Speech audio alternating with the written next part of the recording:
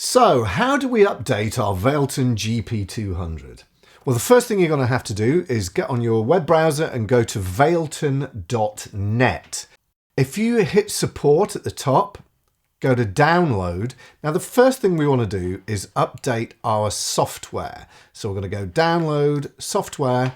And at the time of doing this video, the latest version of the software, that's what we use to program the thing, but on our computer. We're on version 1.5 is the newest one. So choose whether you're on a Windows machine or a Mac machine and download the appropriate piece of software for that. I'm not going to go into how to install software. You all know how to do that. So let's have a look at this. We now have the latest version, which is version 1.5. That's great. So again, using the support link at the top, go to download, but this time you're going to choose firmware. Massive word of warning here. If you pick the wrong option, it's not going to update. You're going to get an error message saying that this software is not compatible with your unit. You must make sure that if you've got a GP200 LT, that you're choosing the correct software for that. If you're using a GP100, you got the right software for that, firmware I should say. I'm using a GP200. The latest firmware here, as you can see, is version 1.5. That could really be a scratchy head moment because that has happened to me before. I picked the wrong one. I just picked the first one in the list, not realizing that it was like an LT version.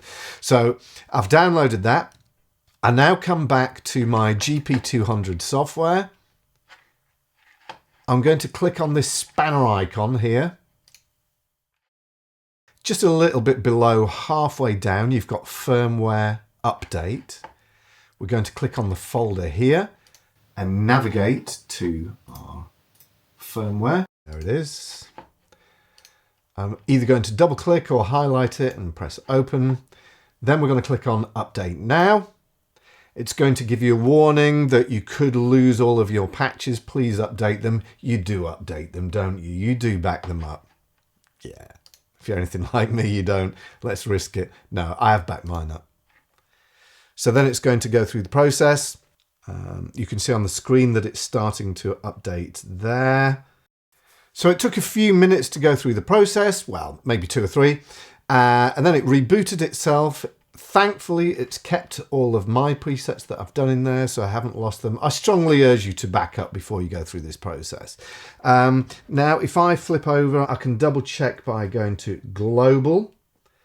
Using this parameter knob here, I can go down to About, and then here we can see that we're now on firmware version 1.5.